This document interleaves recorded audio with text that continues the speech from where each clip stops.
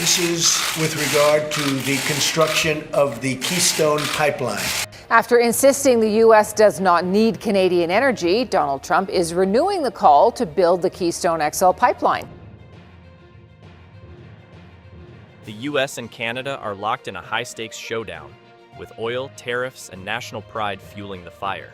As Donald Trump flips from dismissing Canadian energy to pleading for it, Ottawa strikes back with bold countermeasures that hit America where it hurts. We don't need them to make our cars. We don't need their lumber. We don't need their oil and gas. Trump's latest remarks about Canadian oil have left everyone talking, and not for the reasons you might think. On one hand, he's said it loud and clear before. We don't need Canadian oil.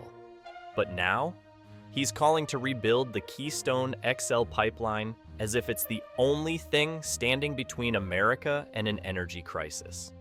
The contradiction isn't just glaring, it's almost theatrical.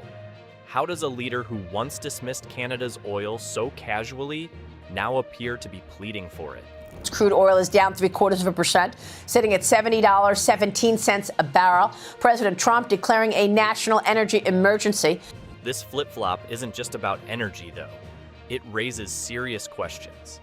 Why does a country that prides itself on being energy independent need to turn to its northern neighbor so desperately?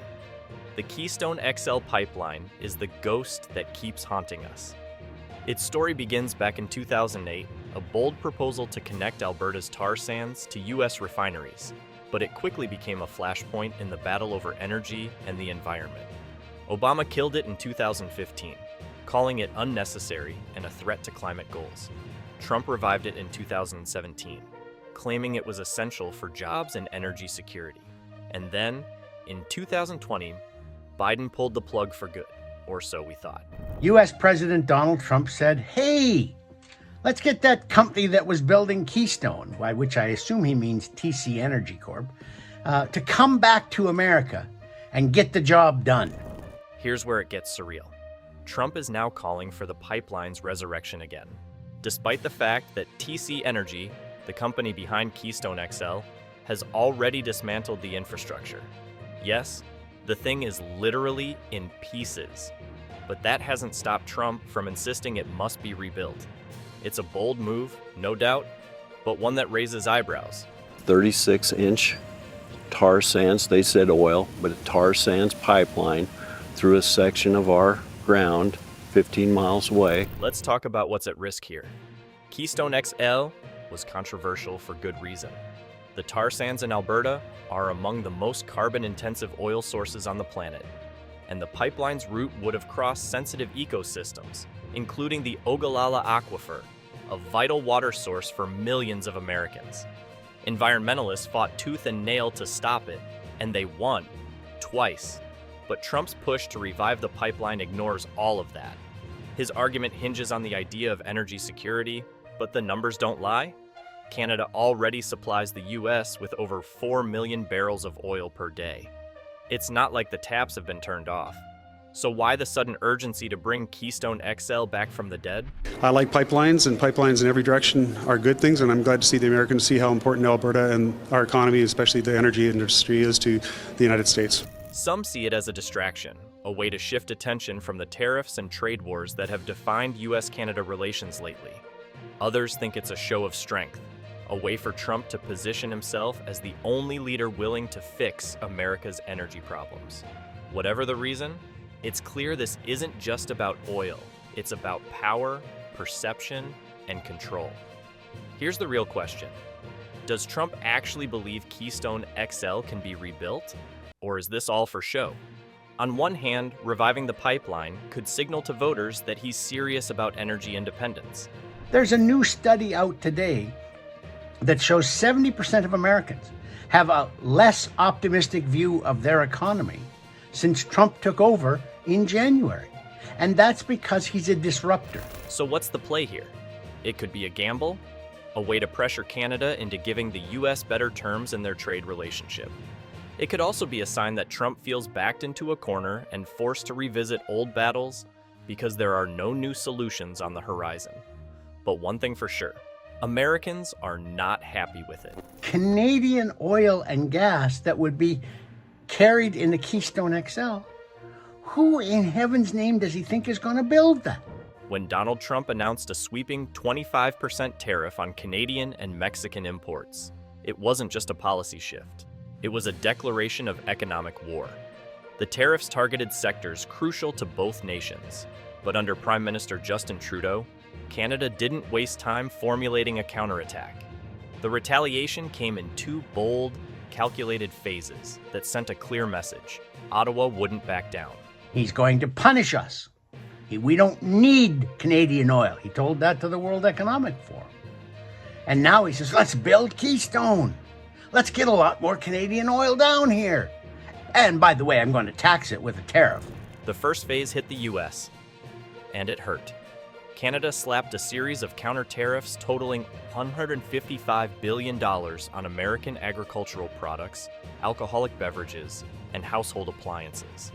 From Wisconsin cheese to Kentucky bourbon, Canadian tariffs took aim at industries tied to key U.S. swing states. This wasn't just economic strategy. It was political precision targeting Trump's voter base. Every business in the world is very simple. Come make your product in America, and we will give you among the lowest taxes of any nation on earth. But if you don't make your product in America, which is your prerogative, then very simply you will have to pay a tariff. Phase 2, even more aggressive. Canada expanded its tariffs to include U.S. passenger vehicles, aerospace equipment, and critical minerals like lithium and cobalt, resources vital to America's tech and defense industries. The message was loud and clear.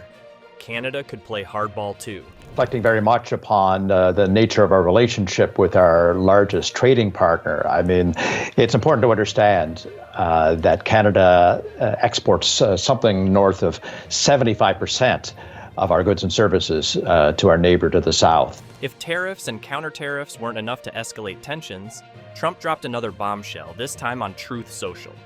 Without us, Canada isn't viable, he claimed, suggesting annexation as the 51st U.S. state. Yes, you heard that right.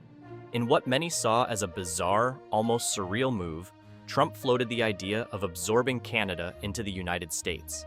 Canada will be responding to the U.S. trade action with 25% tariffs against $155 billion worth of American goods. The backlash was swift and ferocious. Prime Minister Trudeau dismissed the notion with one of his most scathing comments to date. There's a snowball's chance in hell of that happening. American auto assembly plants and other manufacturing facilities. They will raise costs for you, including food at the grocery stores and gas at the pump. For all Trump's talk of energy independence, the numbers paint a very different picture.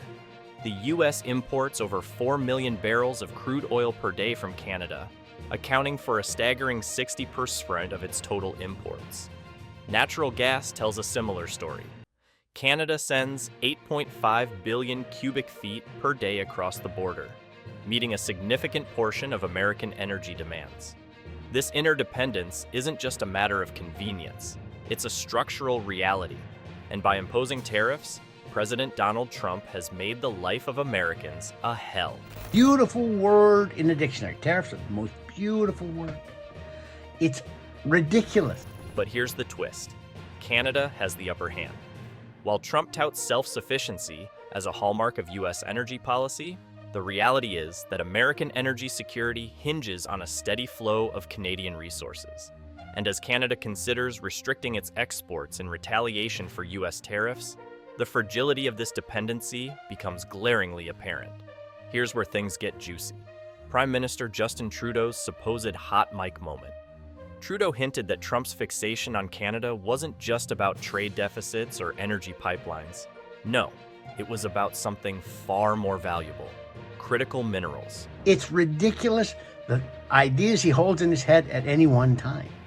And it's going to hurt the Canadian economy, but also it's going to hurt the American economy. And when we say critical, we mean critical. Lithium, cobalt, nickel. Canada has these in spades, and they're essential for the EV batteries and tech powering the 21st century. Forget oil. This is the new gold rush. But the leak suggested that Trump wasn't just eyeing these minerals, he might be scheming to grab them. Trudeau reportedly quipped that U.S. annexation rhetoric is a thinly veiled attempt at a modern-day resource grab. But let's not get too cozy in the maple-scented glow of Canadian pride. The real question is, where does this leave us?